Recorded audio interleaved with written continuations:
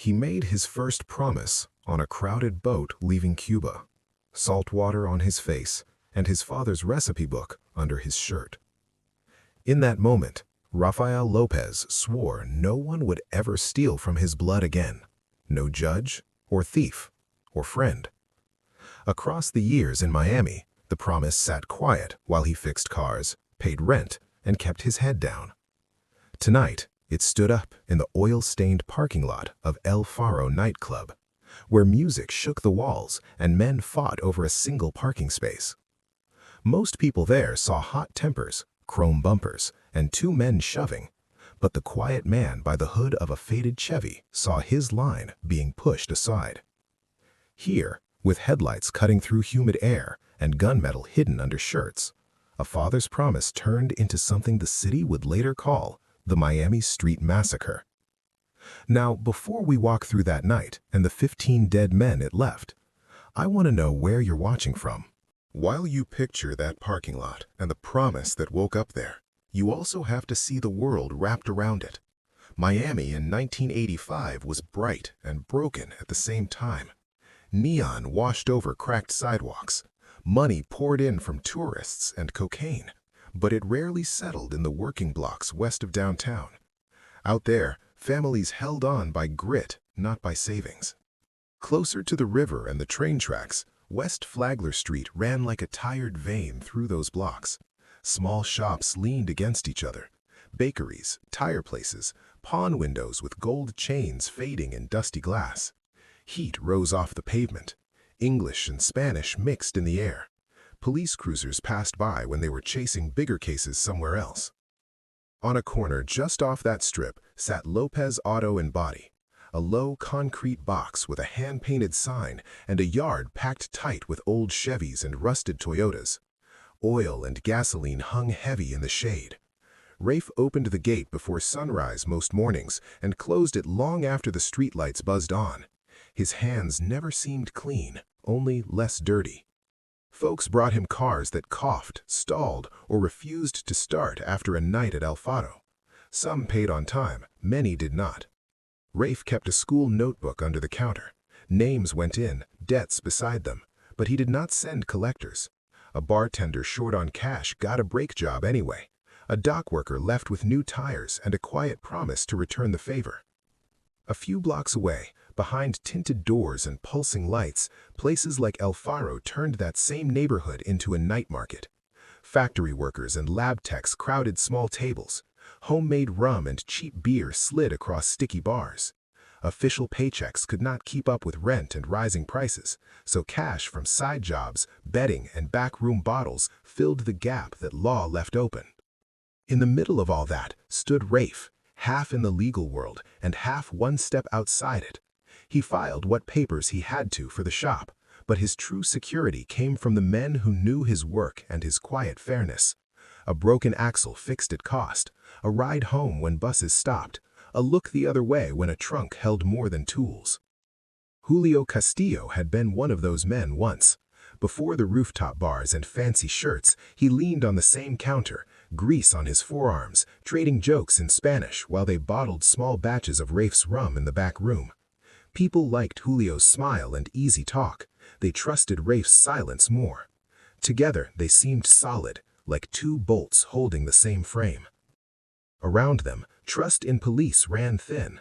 Raids hit some blocks hard, while others felt untouched.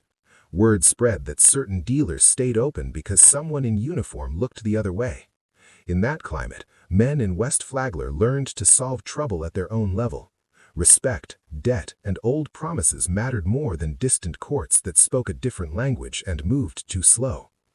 When gunfire later echoed off that nightclub wall, it did not spring from nowhere. It rose out of this tight, strained world where a recipe was more than a drink, and a man's name was the only safe thing he expected to pass on. To grasp what Rafe chose in that parking lot, you first have to feel how many lives already hung on the thin threads he held, alone in that wide city. On nights when the city felt too wide and loud, Rafe carried that weight home with him. The Lopez apartment sat over a small bakery, two cramped rooms that always smelled like sugar and frying oil. The walls sweated in the heat. A fan pushed warm air in slow circles. At the center of it all stood a square table with a worn plastic cloth. This was where his real work lived. Years later, in taped interviews, Marco would say everything started at that table, not in any club parking lot. As a boy, he watched his father spread a thin notebook and a chipped glass there after closing the shop. The notebook held the family recipe, written in his grandfather's tight Cuban script. The glass held a single pour of amber rum, cloudy at the edges, thick with spice and memory. Rafe treated that notebook like other men treated gold. He never left it at the garage. He never let it sit near an open window. When storms rolled in off the bay, he wrapped it in wax paper and tucked it under the mattress. Marco once asked why a drink mattered so much. Rafe did not give long speeches, but inside he thought about his father, barefoot in cane fields, whispering measurements between sips. Most evenings followed the same slow rhythm. Rafe came home with his shirt stuck to his back, grease under his nails, and a paper bag of day-old bread from the bakery downstairs. His wife folded laundry on the couch, a radio low in the corner.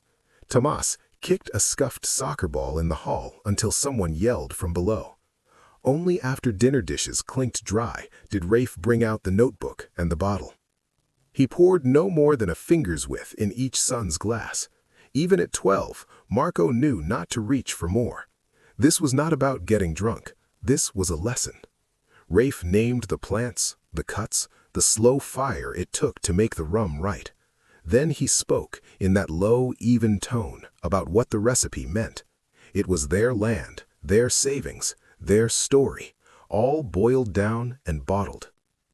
In his mind, he also listed what it was not. It was not a single pour to a politician to protect. It was not a paper patent that rich men in tall offices could steal with better lawyers. It was not a thing he trusted any court in this new country to guard. Rafe had watched neighbors lose houses and shops when rules changed. That taught him a harder rule. You kept what you could defend yourself. He sat quiet at that table, but his mind moved fast. Every time someone came by the garage with a favor, every time a bartender dropped off a small envelope, he remembered. Names, faces, who owed whom, which cousins worked the docks, which uncles watched doors at clubs like El Fado. Marco noticed how his father never needed to write those parts down. The notebook held the recipe. The rest lived sharp behind Rafe's dark eyes. Looking back years later, sitting across from a reporter with a tape reporter between them, Marco said the massacre did not surprise him the way the rest of the city. To him, those 15 bodies began here, in this hot little kitchen, with a promise and a notebook and a man who trusted only what he could hold. Before any shots rang out in that parking lot, Rafe's whole life had already narrowed to this table. Everything else would follow from here. The story that began at that little kitchen table did not stay hidden there. It climbed a narrow stairway in Little Havana one hot night and stepped out onto a rooftop under strings of yellow lights. A new bar had opened above an old building, and the man on every invitation was Julio Castillo. Music thumped through the floor. Fans spun slow overhead. Heat wrapped itself around every neck. From the street below, the place looked like success. Cars lined the curb. A red carpet lay crooked by the door. Women in bright dresses and men in loose shirts pushed through a velvet rope where a cousin of Julio's checked names he barely read. Up on the roof, the city spread in all directions, towers glittering toward the beach, darkness pooling over the working blocks to the west. Julio moved through that glow like it belonged to him. He wore a pale linen shirt and a gold chain that flashed when he laughed. People slapped his back, raised glasses, pulled him into photos. He remembered names, told small jokes, made each guest feel like they were part of his climb. To them, he was a neighborhood boy who had beaten the odds. At the far end of the bar, a rough plank counter had been sanded and stained. Bottles lined the back wall, but every hand reached for one fresh label. The bottle was squat and heavy. A bright blue stamp carried a simple mark, Castillo Noche. No one there knew that the taste inside came from words in another man's notebook. Bartenders poured short drinks over cracked ice. A smell arose from the glasses that would have stopped Rafe in his tracks. Molasses, orange peel, a faint burn of clove at the edge. It was not close, it was exact. Older men from the block lifted their glasses and frowned in surprise. They had tasted that mix before, years ago, from bottles that never saw a label. Rafe did not go to the party. He heard about it the next day in the garage from a young man who washed dishes at the bar for cash.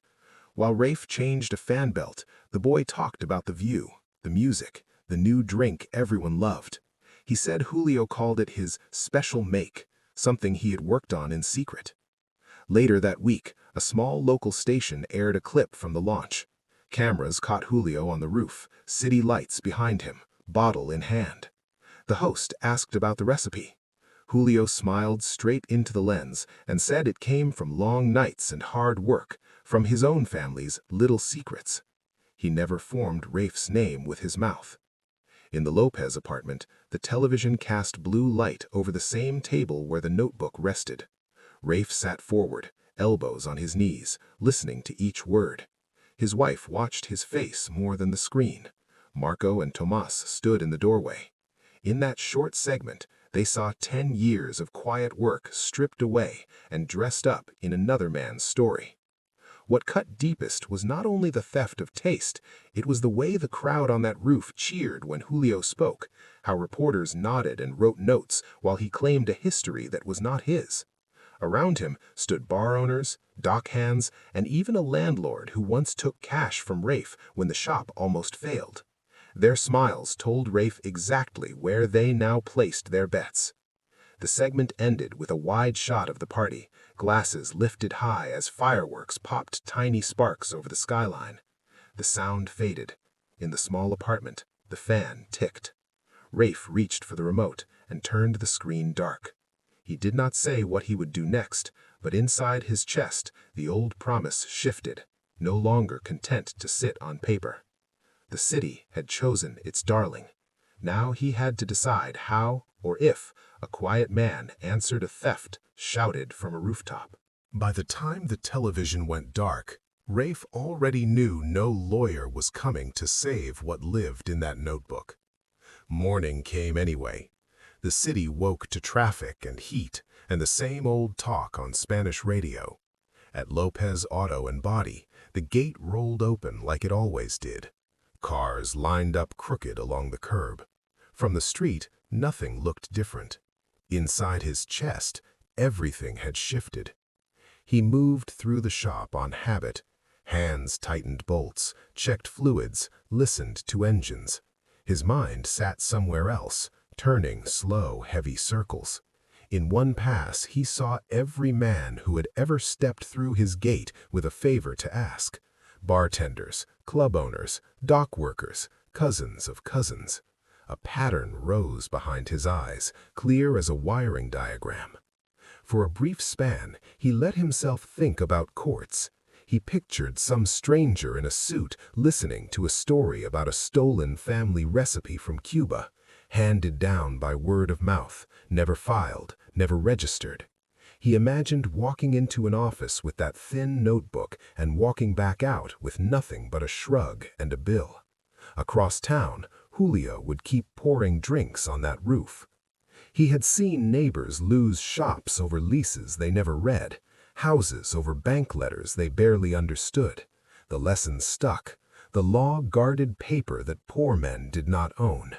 His father's promise, written in cramped script and memory, would not stand there. So his thinking turned away from buildings of glass and turned back towards cinder block and brick. Rafe did not own judges. He did not know politicians. What he did have was something quieter and, in his world, stronger. He had people who owed him, people who trusted him, and people who, underneath it all, disliked Julio's easy smile. That afternoon, Marco watched his father close the shop an hour early. The sun still rode high. Traffic still rolled past. It was a small break in routine, But in this man's life, even that was a clear crack.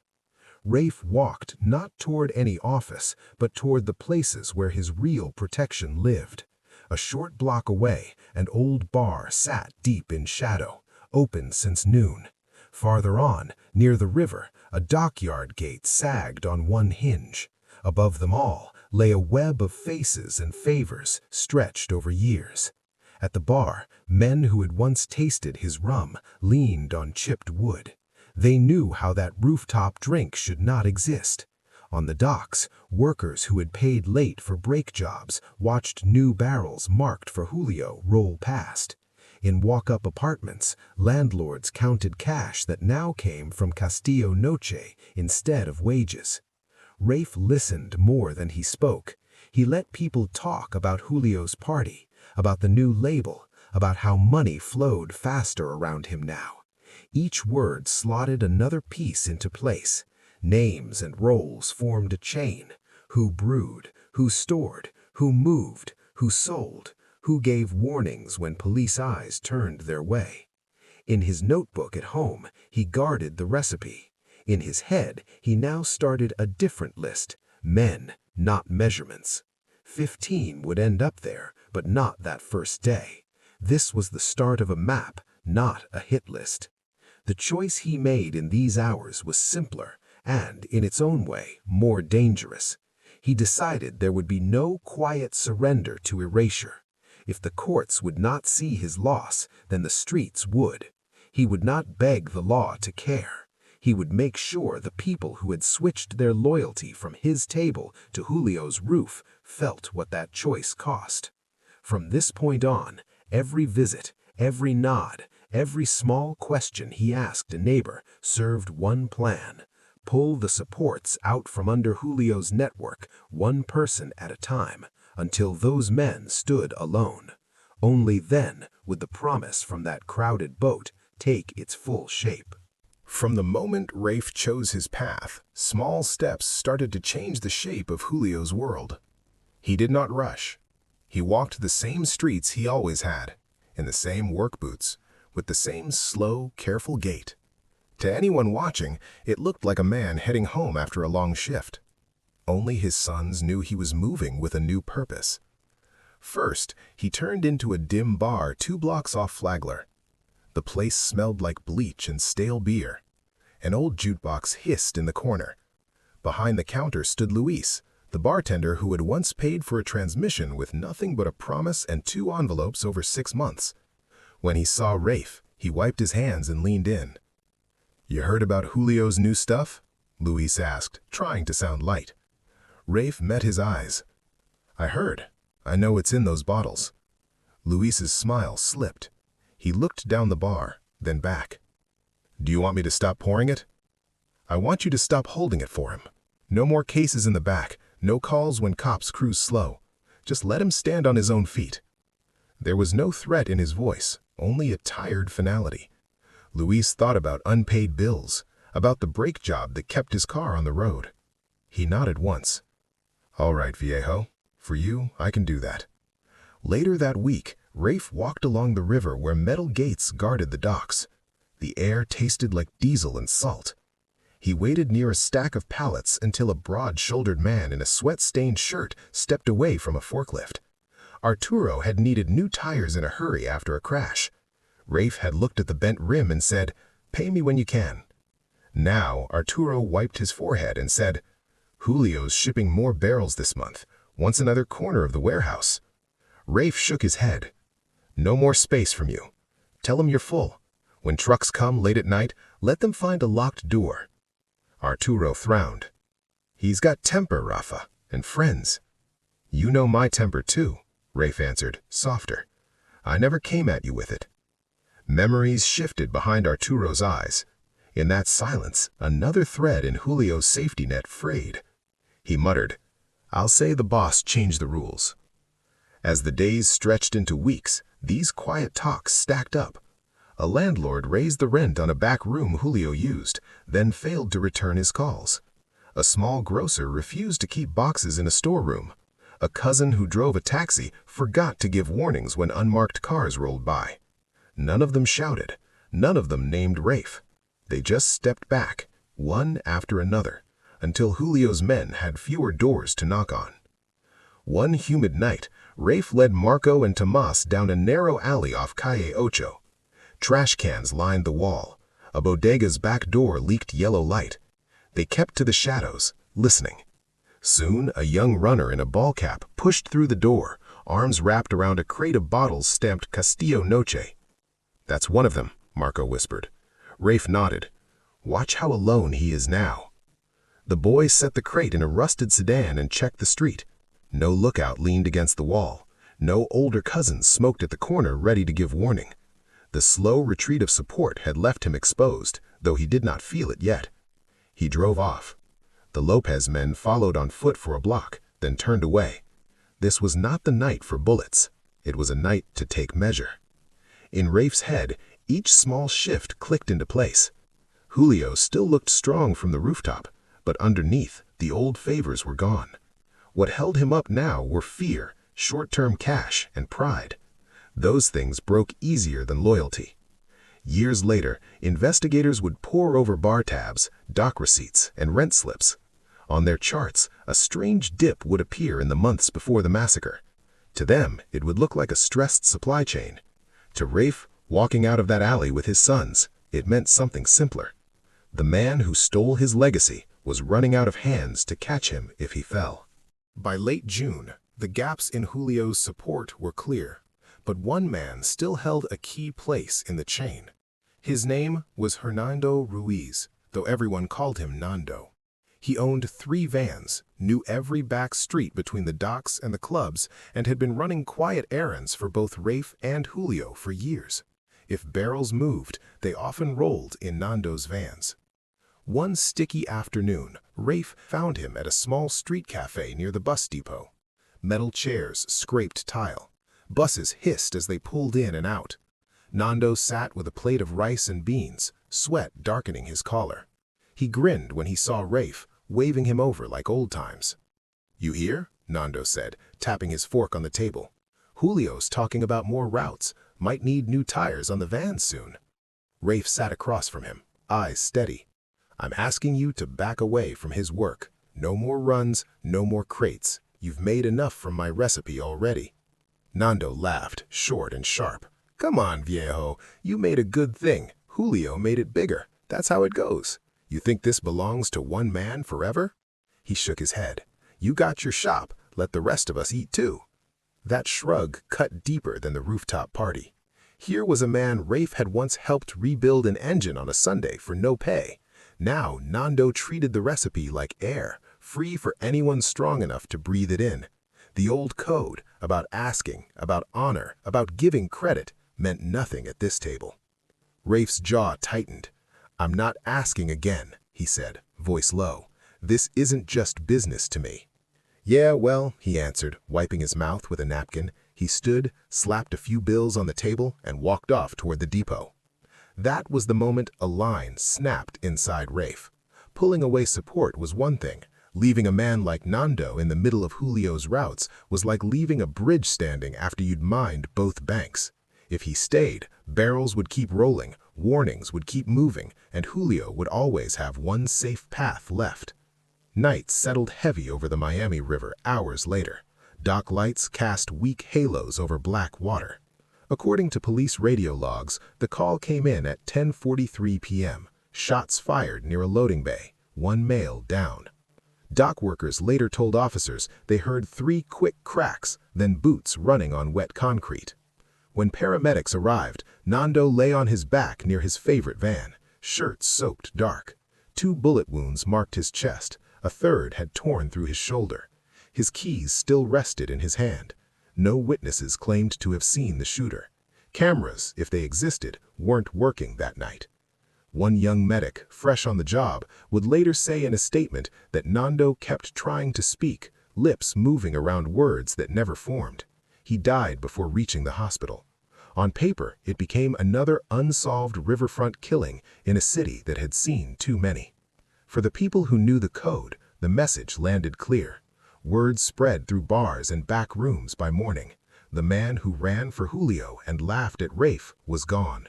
Wives pulled their husbands a little closer. Some men who had still been standing on the fence between the two sides suddenly felt the wind change. The cost, though, did not fall only on those men.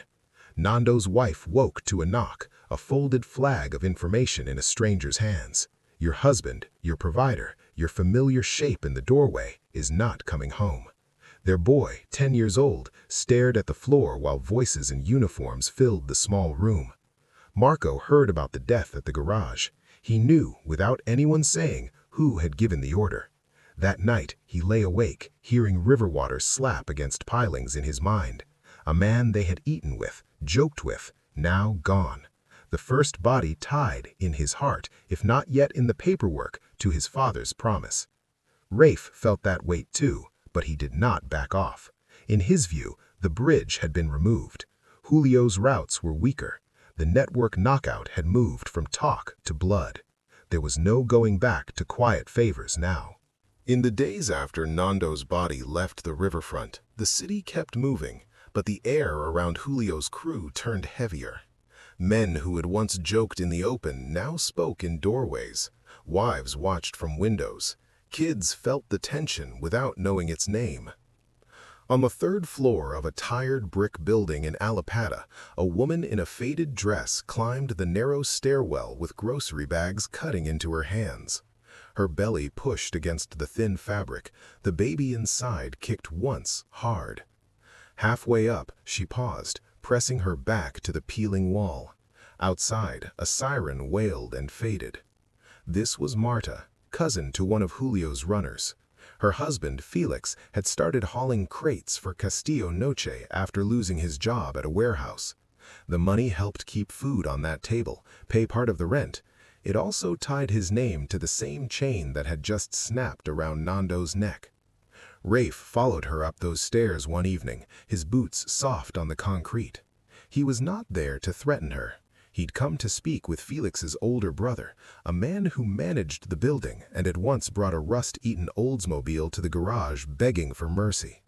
Still, standing on that landing, he saw Marta stop, one hand on the rail, the other on her stomach, catching breath she could not quite pull in. In that instant, the cost of his choice stood right in front of him, a baby that might grow up without its father if the list in Rafe's mind stayed as long as it was. He looked away, ashamed of the thought that brushed the edge of his mind. If Felix stayed in Julio's work, he might have to be one of the 15. Up one more flight, the building manager's door opened on the first knock. An older man with tired eyes let Rafe in. Coffee steamed on a small table. They spoke in low tones about rent, about repairs, then, finally, about Julio's crates moving through the basement. "I can't stop him," the manager said, rubbing his forehead. "He pays in cash. Tenants need breaks." "You can stop helping him," Rafe answered. "No more storage, no more blind eyes when the vans roll up." The man stared at the floor. "He's got friends in uniform, Rafa. You know that? Couple of cops drink for free at his place. They tell him when inspections come." Rafe had heard rumors, but not like this. Now a crack in the wall opened wider. If Julio had officers on his side, then the thin bridge to legal help he had once imagined did not just look weak, it looked deadly. Any complaint, any attempt to bring papers into the fight could land on a desk already loyal to the man who stole his recipe. Marco learned more a few nights later at an all-night diner near the freeway. Sitting at the counter, stirring cold coffee, he listened as a cook gripped to a waitress about those 2 cops who always showed up after hours at Julio's rooftop bar, laughing loud, talking about raids. Names slipped out between complaints, one badge number, a description of a folded envelope passed under a drink. Years down the line, an anonymous call would ring through to an internal affairs office, repeating those same details in a steady voice. For now, the knowledge sat like a stone in Rafe's gut. The system he might have turned to was already bent toward the man who stole his inheritance. Back in that Alapata stairwell, Marta's husband came home close to midnight, smelling like sweat and spilled liquor. He kissed her cheek, murmured about just a few more weeks of this work until they could move somewhere better. She nodded, trying to believe him. Behind their thin door, the baby kicked again. Rafe stood outside on the sidewalk, looking up at the small, lit window. In his pocket, a folded paper held more names now. Each belonged to a man who'd chosen Julio's money over his honor, but behind some of those names stood women like Marta, children still asleep in narrow beds. For a moment, he felt his resolve wobble. He thought about crossing a few names off that unseen list, about letting some men walk away untouched. Then he remembered the rooftop cheers, the way Julio had smiled into that camera and lied without a blink, the way Nando had laughed in his face over cafe rice and beans. If he left gaps in the chain, the recipe would keep flowing through them, carried into hands he could not trace, guarded by men with guns and badges. The code he lived by told him that half measures are as dangerous as cowardice. So he walked away from that building with his jaw set, carrying both the image of Marta's hand on her belly and the hard truth that in his mind, justice now meant closing his fist around every man who held his stolen legacy, no matter who waited behind their doors. When Rafe left that Alapata sidewalk, the picture of Marta's hand on her stomach stayed with him. But so did the taste of Nando's laugh and the memory of Julio smiling into a camera. The list in his pocket felt heavier than the key ring at his belt. Street lights hummed, a bus roared past. He turned toward West Flagler with his jaw tight and his mind made up. The map in his head was finished. Now it had to be used. Back at the garage, the night settled like a blanket over rows of dead cars. The gate was shut, the office dark to anyone driving by. Inside, a single lamp glowed over the scarred counter. Marco and Tomas waited there, silent, their work shirts still smeared with oil. They saw something final in their father's eyes, something that said the talking part was over. Without a word, Rafe crossed to the back wall and slid a tool chest aside. Behind it sat a metal box, bolted low. He pulled a small key from his pocket and turned it. Hinges squealed. Inside, wrapped in cloth, lay a short stack of cash, 2 pistols, a coil of license plates, and a slip of paper with a storage unit address and number. At the bottom rested the notebook with the recipe, the corners soft from years of careful hands.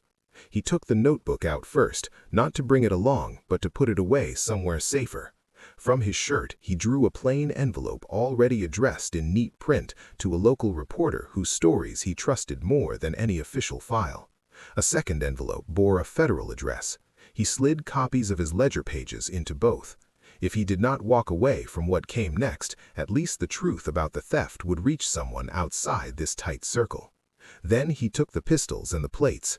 The key glinted between his fingers. Marco felt his throat go dry. This was no longer just about men in bars agreeing or refusing to help. This was the move from pressure to fire. They locked the office, stepped into the muggy dark, and drove toward the edge of the city, where warehouses and self-storage rows sat like quiet boxes under sodium lights. The storage lot's gate stood half open. A lone bulb flickered over the keypad. Inside, long lines of metal doors stretched in both directions, each one the same dull color. Their unit was halfway down, far from the road. When Rafe rolled the door up, the hollow space inside did not match the simple rent on the bill. Wooden crates, 2 canvas bags of ammunition, a folded shotgun, and a city map spread on a crate lid filled the small room. Red circles marked 15 spots like a rash over Miami streets. Rafe stepped in and pointed with a grease-scarred finger. Each circle carried a name. Some were loud men everyone knew.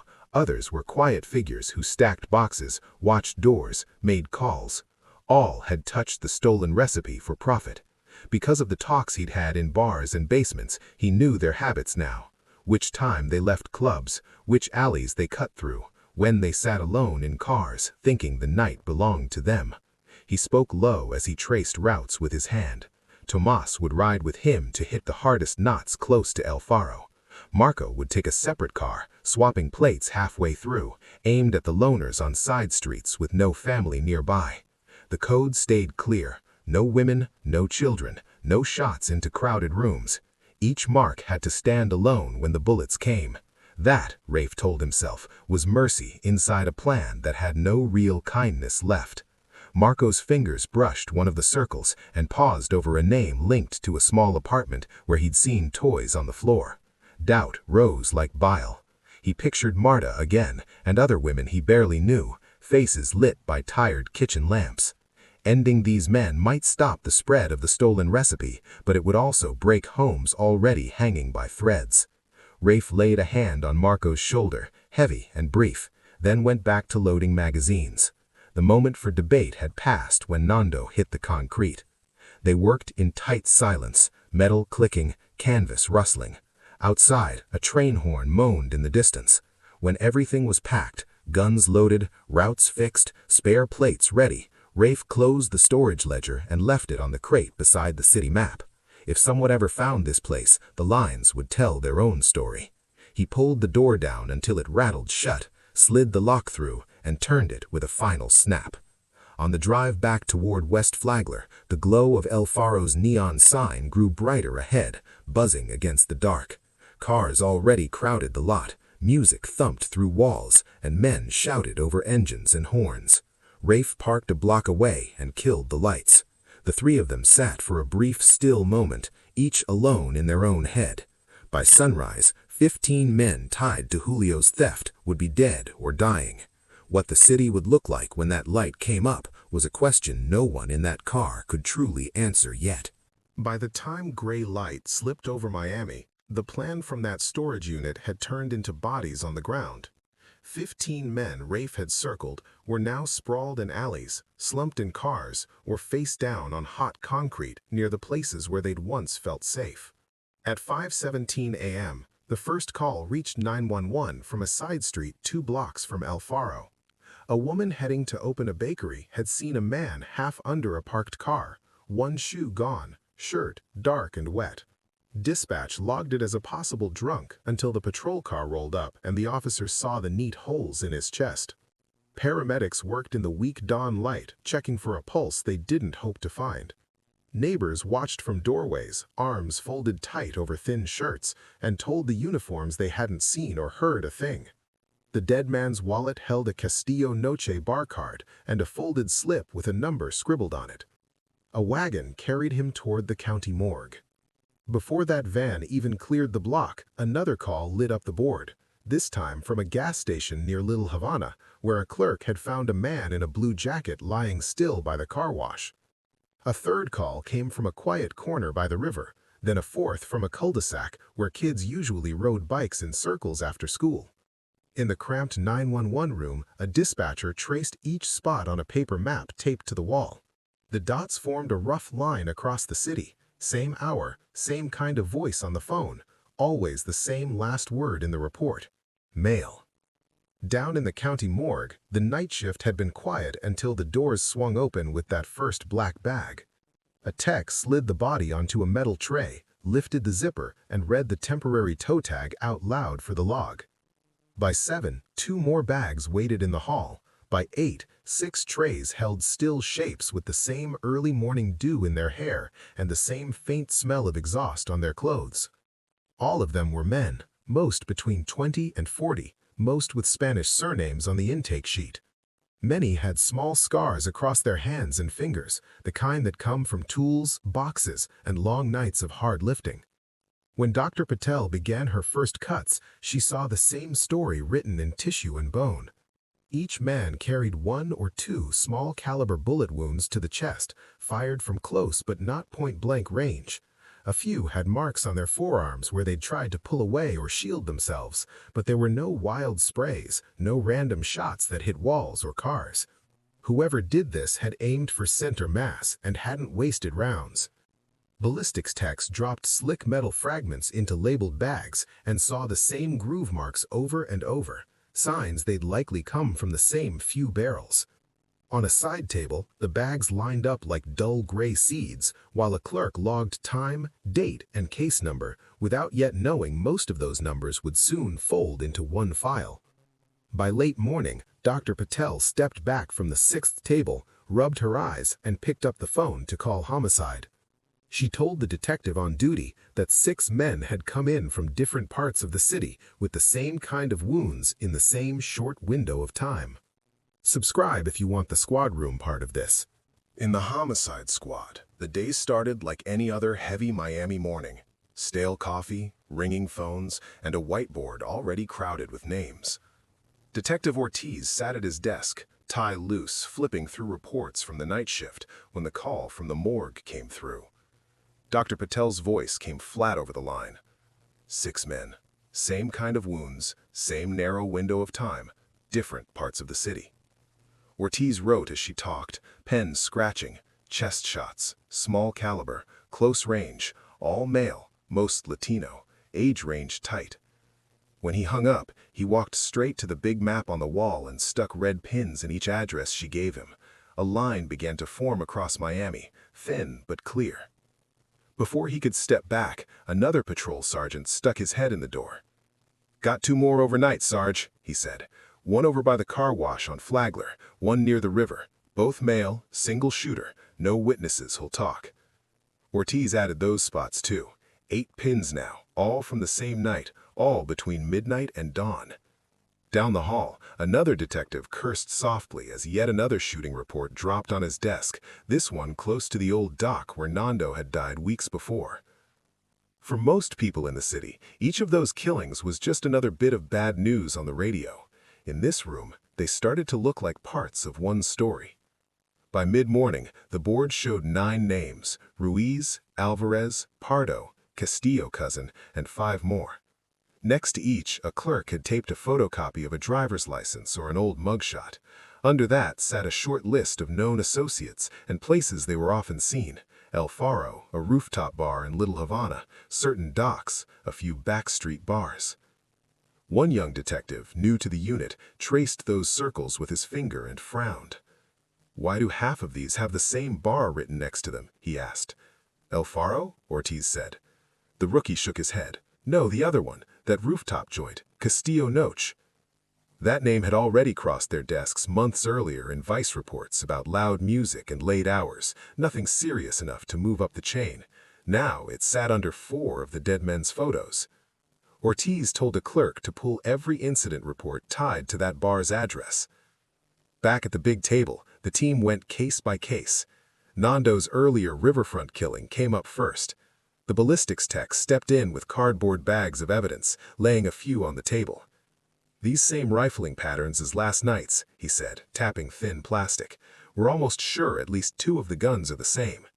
So now they had time, place, method, and at least one victim linked to the new stack of bodies. Ortiz picked up a mugshot of Nando, then another of a younger man from the parking lot near El Faro. Both had worked for Julio's rum network, according to Vice notes scrawled months ago. The pattern sharpened. Detectives split into pairs and headed out. One team took El Faro, another drove toward Castillo Noche's rooftop, the fancy bar that looked so bright on TV. A third went to talk with patrol officers who had broken up a fight in the El Faro parking lot just hours before the first body call had come in. At El Faro, daylight made the parking lot look smaller and sadder than it did under neon. Chalk lines and numbered markers still stained the cracked pavement. The owner, eyes red from no sleep, told them about a shouting match over a parking space, about a gun flashed, about 2 brothers with the last name Lopez stepping in between their young cousin and Julio's boy. "We're not saying much else," he muttered, glancing at the door. "People here got long memories." Still, a bouncer let slip a little more.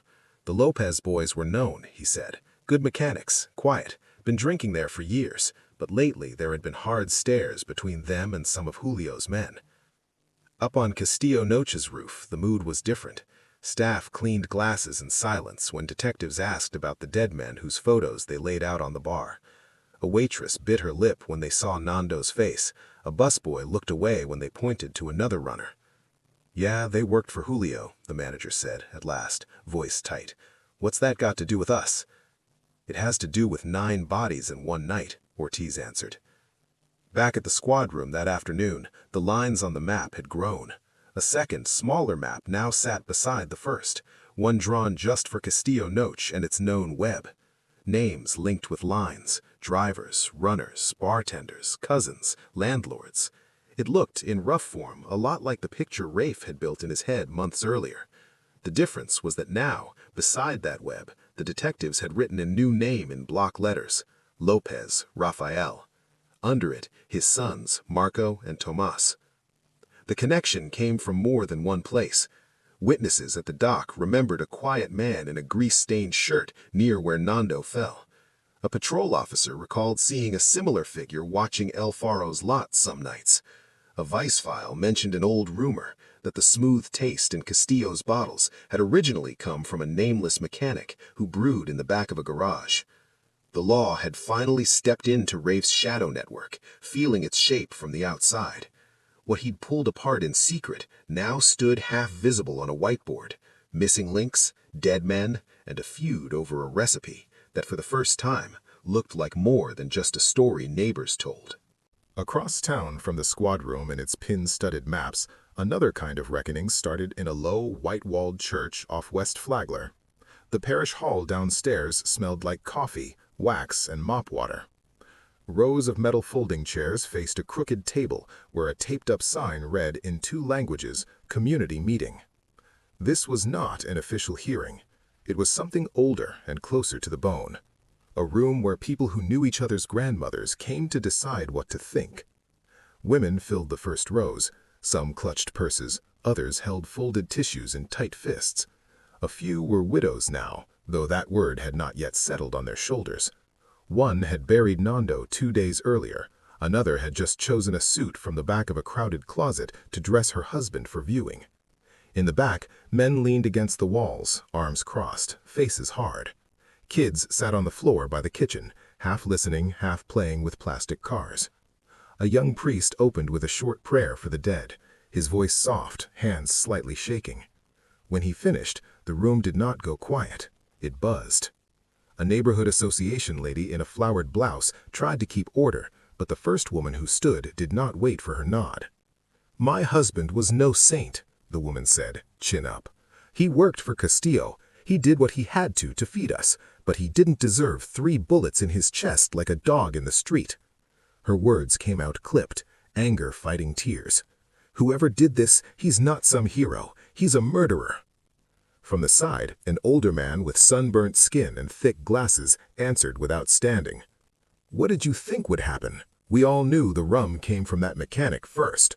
Julio took it, lied about it, spread it around like he made it from thin air. You steal a man's whole name like that, there's a price." A younger neighbor spun toward him. "So the price is 15 men?" he shot back. "Nando had kids, little ones. You saying that's fair?" The word fair hung there. People shifted in their seats. For many in that room, the law's idea of fairness had always felt far away. Evictions, raids, and closed factories had not seemed fair either. Life as they knew it ran on a rougher balance. You pay what you owe, and if you break the code, you pay more. One gray-haired woman who had lived on that block since the early exile days spoke next. "My brother remembers that mechanic," she said. "Quiet man, helped people when they were broke. Never saw him drunk, never saw him loud. If he did this, I'm not saying it's right. I'm saying I understand why his mind went where it did." Others were not willing to go that far. A teenage girl, niece to one of the dead, shook her head. "You all talk about the code like it's some holy thing. All it ever did for us was get our uncles locked up or killed. Maybe if you'd called the police on Julio when he started, we wouldn't be sitting here." In the corner, a local reporter scribbled notes, his pen moving as Spanish and English overlapped. Later, those notes would shape a Sunday column that captured the split. Half the room spitting the word monster when they said Rafe's name, the other half saying in low tones, "He did what the courts never would."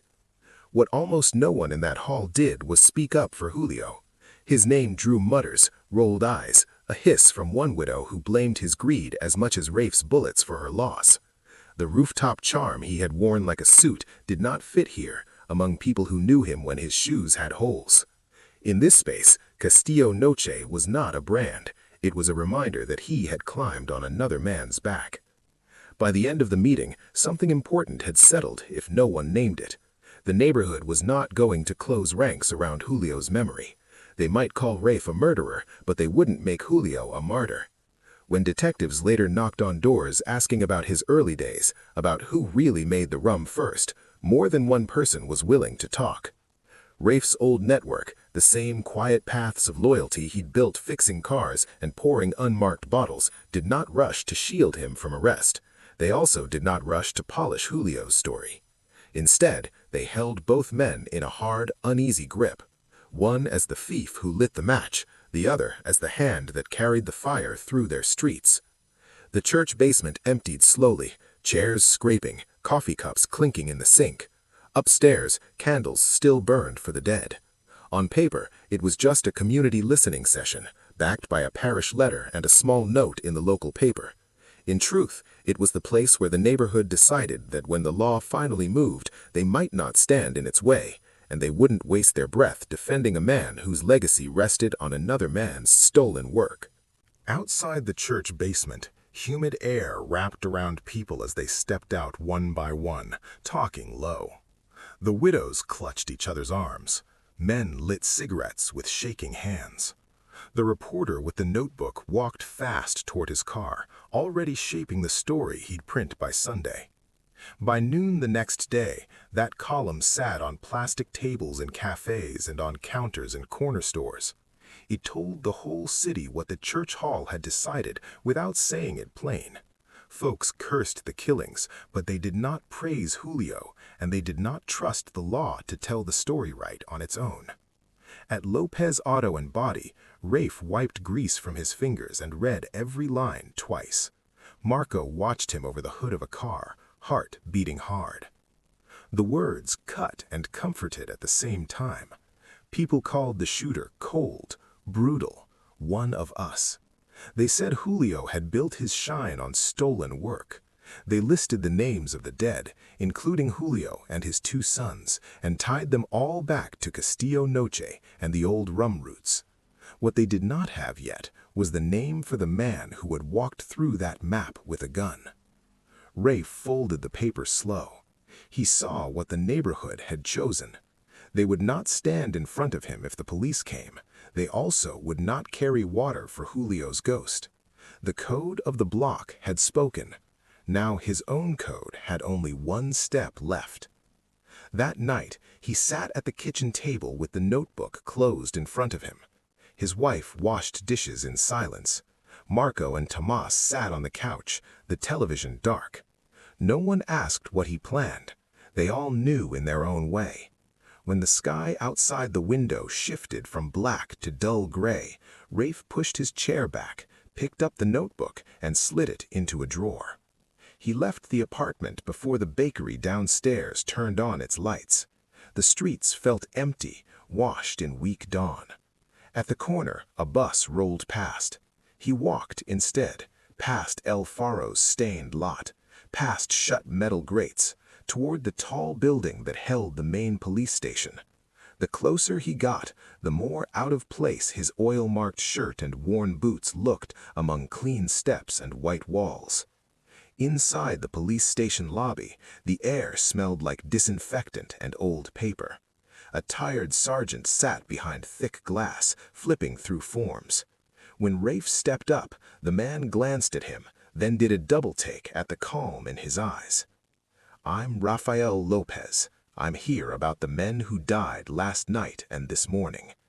The sergeant stared for a beat, then stood, hand drifting near his sidearm. Within minutes, 2 detectives from homicide hurried in, one of them Ortiz, the map from his squad room still bright in his mind. They cuffed Rafe's hands behind his back, more from habit than need. He did not pull away. They led him down a hall that smelled like sweat and cold coffee, into a small interrogation room with cinder-block walls, a metal table, and a single chair. A black box with a red light sat in the middle of the table. On the other side of the glass, a tape machine waited. Ortiz clicked it on. The soft whir filled the space. "State your name," he said. "Rafael Lopez," came the answer. The voice on that tape would later be played for jurors, students, and podcast listeners who wanted to hear how a quiet man sounded when he owned 15 deaths. Over the next hours, Rafe laid out the story in simple lines. He spoke of the recipe, of Julio's theft, of the rooftop bar, of the list he'd made in his head. He named the docks, the alleys, the cars, and each of the 15 men he'd marked. He did not cry. He did not raise his tone. When Ortiz asked why he had not called a lawyer, he just shook his head. Men like me don't win with lawyers. We win or lose with what we can hold. Then he turned his quiet power in a new direction. He gave the names of the officers who drank free at Castillo Noche and warned Julio about raids. He traced the same web the detectives had on their board, but he filled in gaps they had only guessed at. Cousins who stored crates, landlords who took cash, small owners who looked away. On that tape, you can hear chairs creak and pens scratch faster as the detectives realize they are not just talking to a killer. They are talking to the man who understands Julio's network better than anyone alive. If you want to follow how the courts used that confession, stay with this and hit subscribe so you don't miss the trial that came next. After the tape stopped spinning in that small room, the case no longer lived only on street corners and in whispers. It moved into files, evidence boxes, and court calendars. Detectives typed for days, turning Rafe's flat words into reports thick enough to stack like bricks. Prosecutors met in closed offices, looking at photos of 15 bodies and one tired mechanic, weighing what justice should look like on paper. Florida law gave them hard tools. 15 counts of first-degree murder could carry the death penalty. Add in weapons charges and conspiracy, and the line of possible years stretched past anything one man could live. Some voices at the state level wanted a death case. A man who walked through a city at night and left bodies in his wake fit their idea of it. Others saw the stack of notes about Julio, bent officers, and the stolen recipe, and said, quietly, that a jury might balk if asked to kill him. Months later, when summer heat rolled back in, the courtroom on the 5th floor filled with hard benches and soft murmurs. Fluorescent lights hummed. A seal hung over the judge's chair. Reporters lined one side, pads ready. Family members of the dead sat scattered, some clutching tissues, some staring forward with jaws clenched.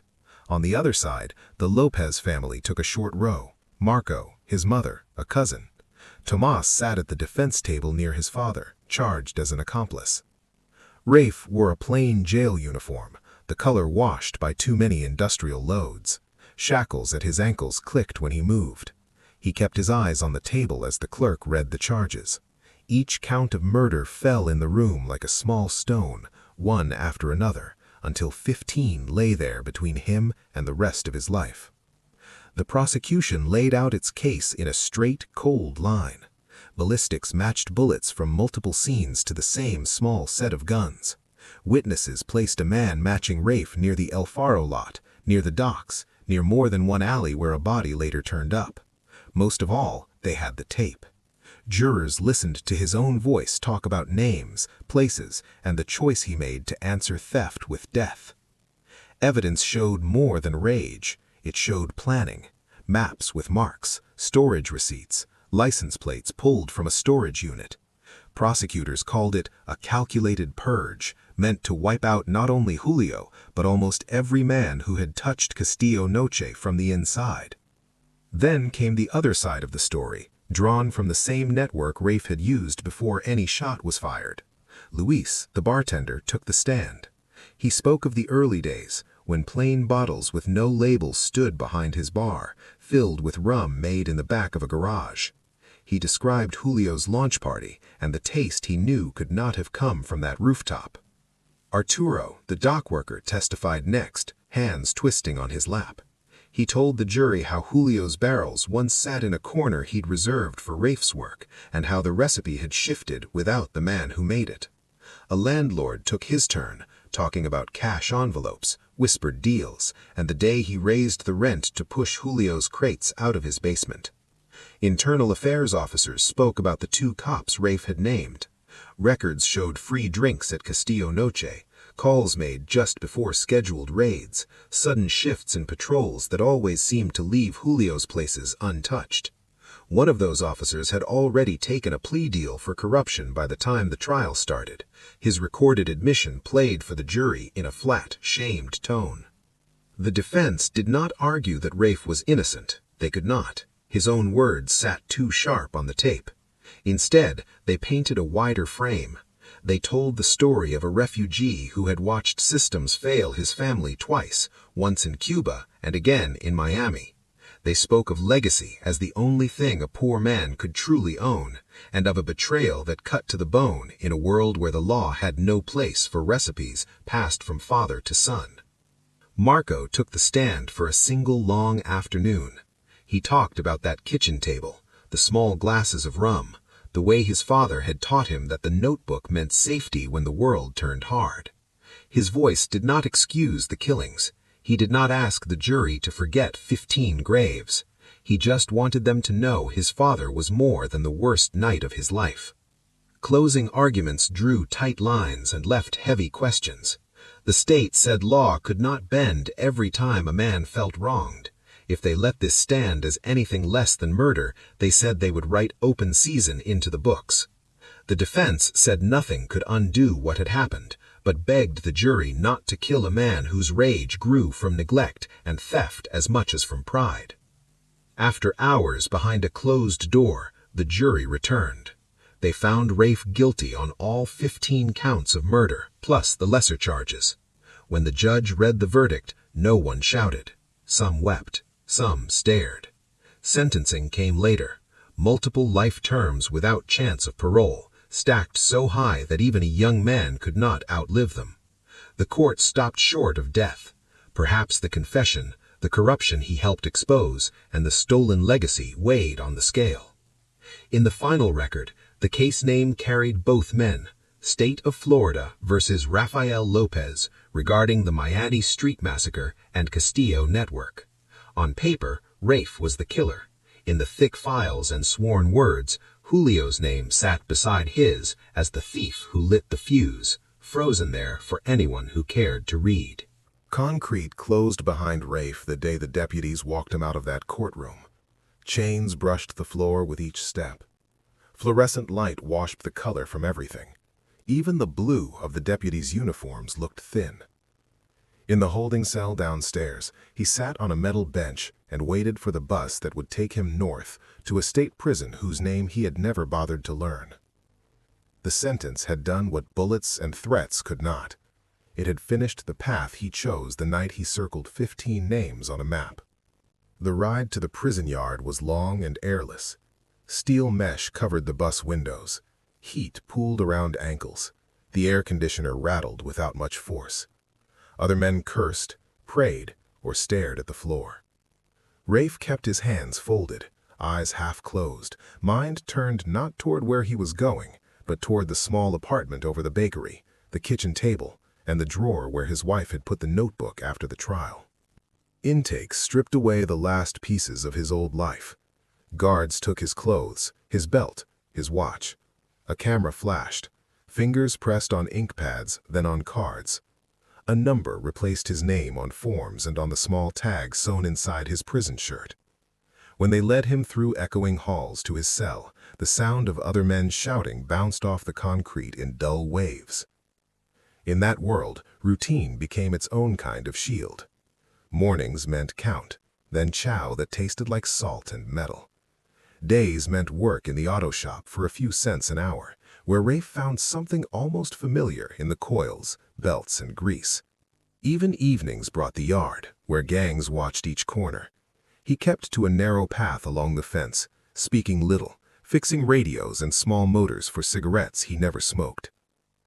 Word of who he was traveled faster than he did. Some man approached him with eyes wide, asking for details about the massacre, about how it felt to walk into a parking lot and start shooting. He gave them the same answer he had given the detective when asked why.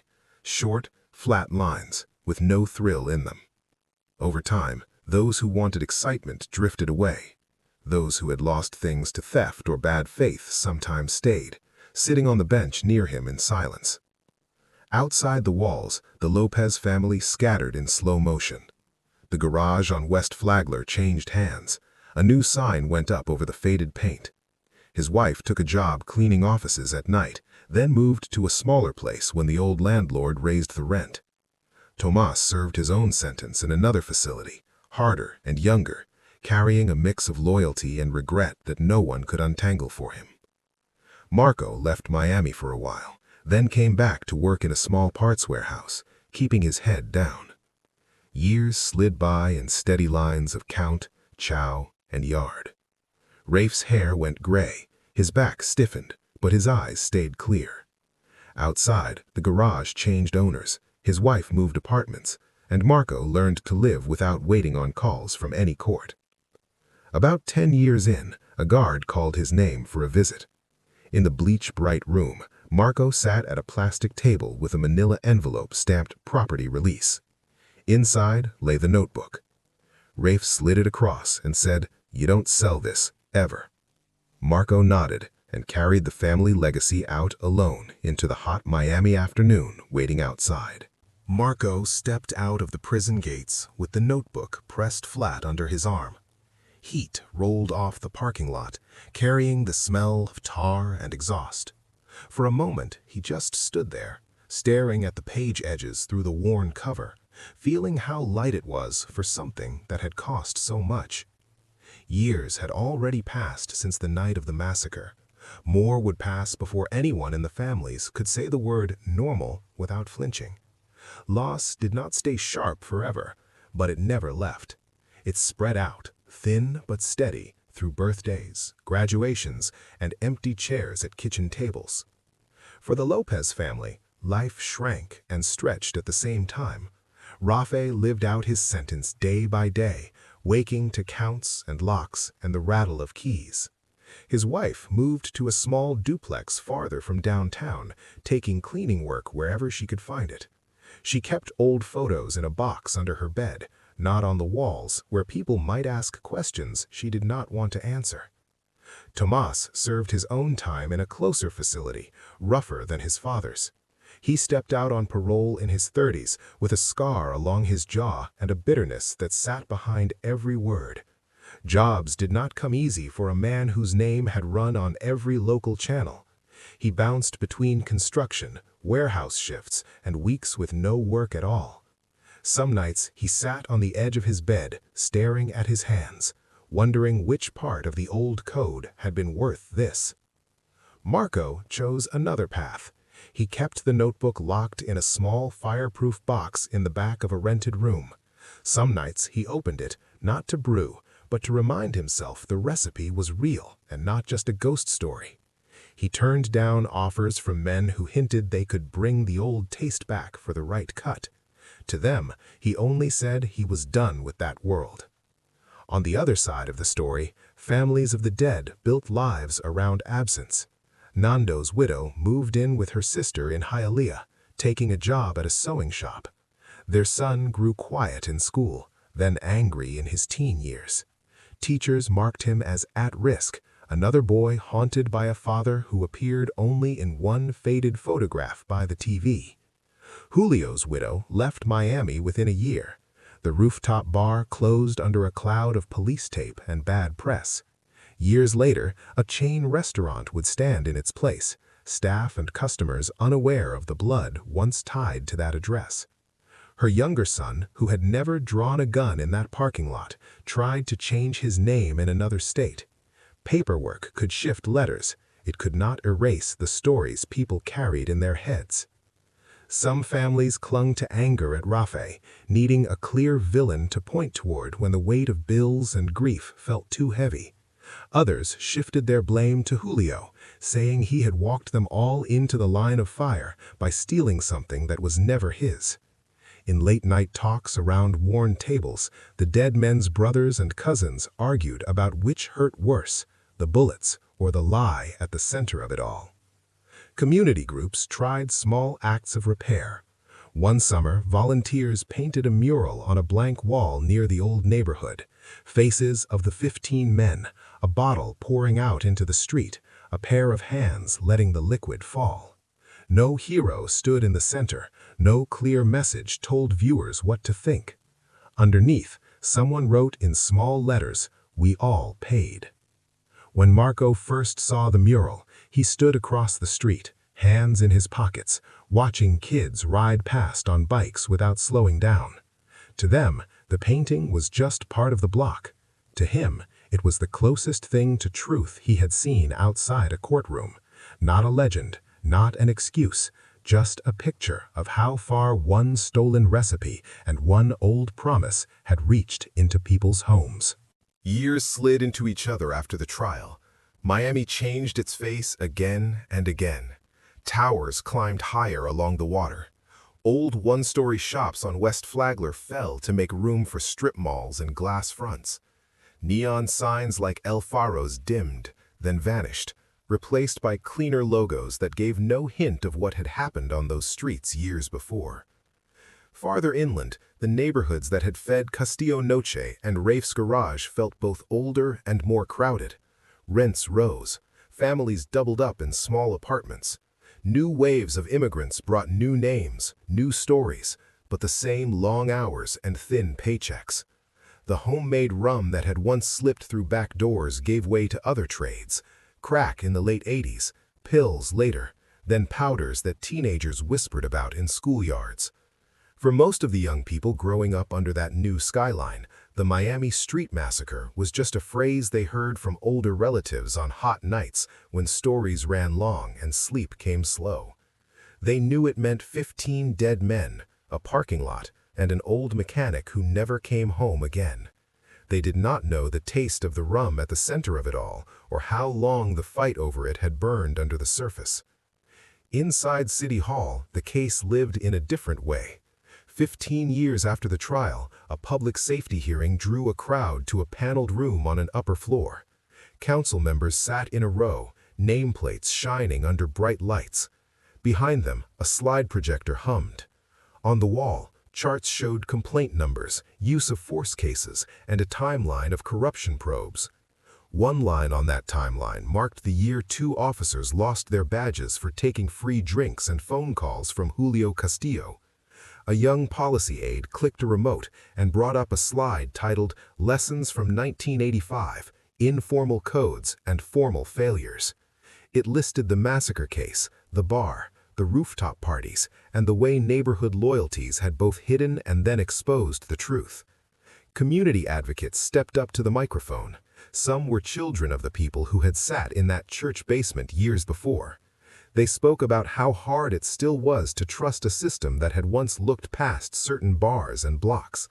They pointed to the Castillo probes as proof that officers could be bought, and to Rafe's confession as proof that it took a man already bound for prison to help clean that rot out. Police leaders answered with their own list. They talked about new rules on officers accepting gifts, about stronger internal affairs units, about body cameras and community boards that reviewed shootings and complaints. They said the days of free drinks in back rooms and whispered raid times were, at least on paper, over. Yet even as they spoke, people in the back rows shook their heads. They remembered how quickly a man like Julio had built his little empire, and how long it had taken for anyone with a badge to ask where his money and his recipe had come from. They knew rules on paper did not always soak down into the places where honor and fear still ran the show. Out on the streets, the massacre case left smaller marks. New bar licenses came with tighter checks. Officers caught taking gifts saw swifter punishment than before.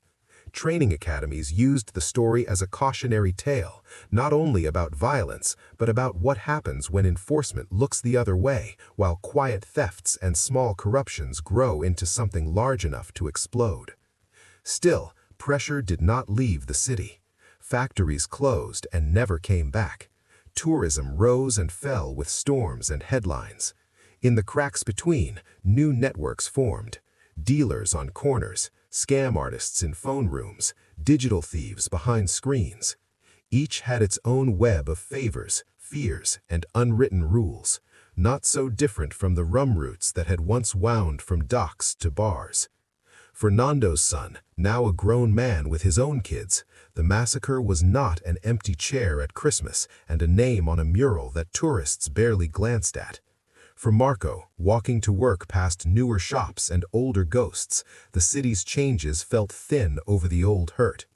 The laws had shifted in some ways. The weight of survival on those side streets had not. The system had taken Rafe's knowledge, punished the corrupt officers he named, and wrapped the whole thing in reports and reforms. Yet the deeper question that had driven him, the fear of being erased, of losing the one thing his father had placed in his hands, never fit neatly into any ordinance or training slide. It lived on in quiet corners, in men and women who still wondered what they could count on when paper rules and lived reality pulled in different directions. Long after the courtroom lights dimmed and the local papers stopped running his name, Rafe's story kept working in quieter rooms. A criminology professor at a state university used the Miami Street Massacre as the last case in her seminar every fall. On the screen behind her, charts showed timelines, victim webs, and arrows between names. On the desk in front of her sat a thin folder, photocopies of transcripts, old news clippings, and a grainy photo of that El Faro parking lot. Students looked at the picture and saw chaos. Cars jammed at odd angles, chalk outlines on cracked pavement, overhead lights casting harsh shadows. The professor asked them to list the failures they noticed. Some pointed at the corrupt officers who took Julio's calls. Others underlined the lack of any legal way for a man like Rafe to protect a recipe passed down by mouth. A few circled the word legacy in his testimony and wrote in the margin, motive or excuse. In an academic journal, one article broke the case into 3 layers. The first was simple criminal law, premeditated murder, mapped routes, careful aims. No tradition, no hurt could erase that. The second layer covered structural pressure, exile, poverty, a city where some neighborhoods never felt the law show up except to raid or arrest. The third layer looked at code, those unwritten rules about honor, theft, and paying what you owe that still guided choices when written rules felt thin. Under that third heading, the author wrote something that stuck with anyone who read carefully. When institutions fail to recognize and protect what a community holds sacred, people may enforce their own protection violently. That violence is still wrong. The neglect that bred it is also wrong. 2 wrongs side by side, with 15 graves between them. From the outside, it was tempting to cast everyone in clean roles. Julio as thief, Rafe as butcher, the dead men as either guilty helpers or unlucky bystanders. The more you dug, the less neat it became. Julio had stolen a recipe and built an image on another man's work, but he had also paid rent for cousins, bought school shoes for nieces, slipped cash to elders who could not afford medicine. Rafe had fixed cars for free, fed neighbors when hurricanes hit, and then one night turned all that stored respect into a weapon that tore holes through bodies and families. So what exactly was justice here? The state locked Rafe away until his hair went white. It stripped 2 crooked officers of badges they had used like shields for a thief. It closed Julio's bar and scattered his crew. On paper, that looked like a system doing its job at last. Off paper, the same corners where the massacre began still knew hunger, still knew the feeling of watching others grow rich on work they did not respect. Rafe's network knockout had worked in a narrow sense. Julio's operation did not survive him. The stolen recipe never turned into some national brand. No slick bottle on a supermarket shelf carried the taste that lived in that little kitchen over the bakery.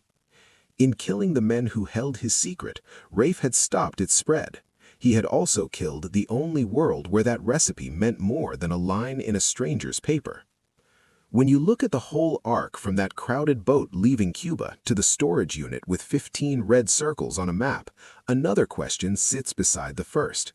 Was he defending his legacy, or was he destroying it in the only way he could imagine? If the only tools a man believes he has are his hands and his gun, what chance does anything gentle like a notebook, a taste, a memory really have?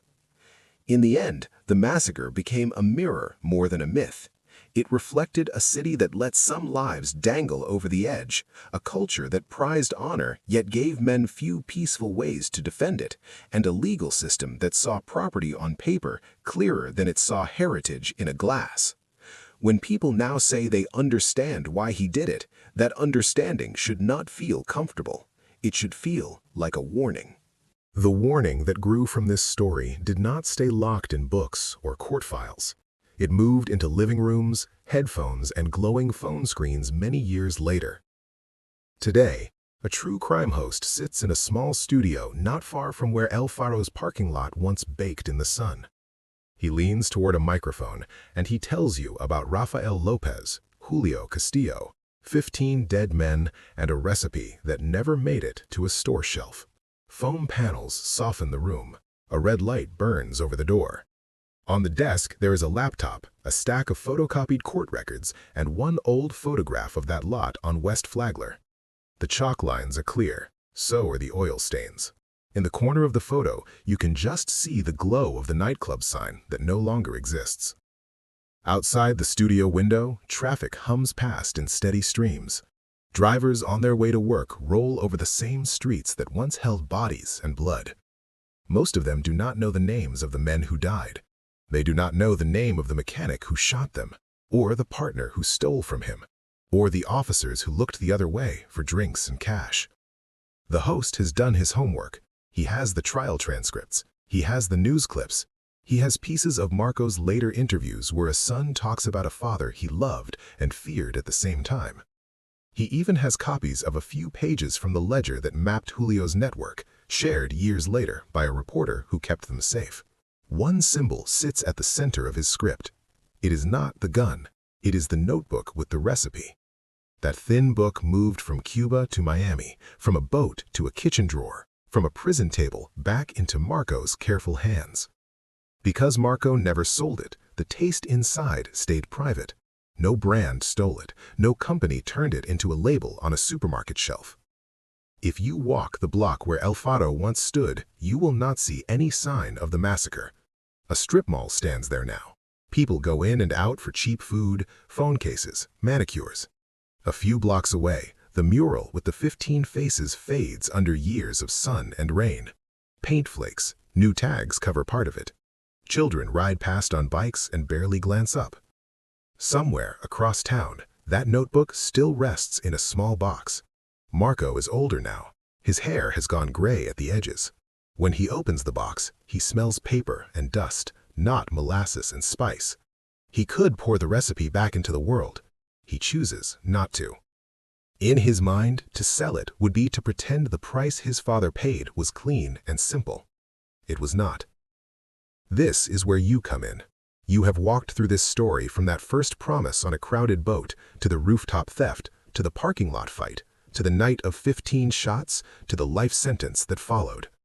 You have seen a poor man guard the only thing he felt was his, and then use that same love to justify ending lives. Tell me what you think. Is Rafe only a killer, only a broken father, or both at once? If this were your town, what would you have done? Share your thoughts and where you're watching from, and follow for more hard stories like this one.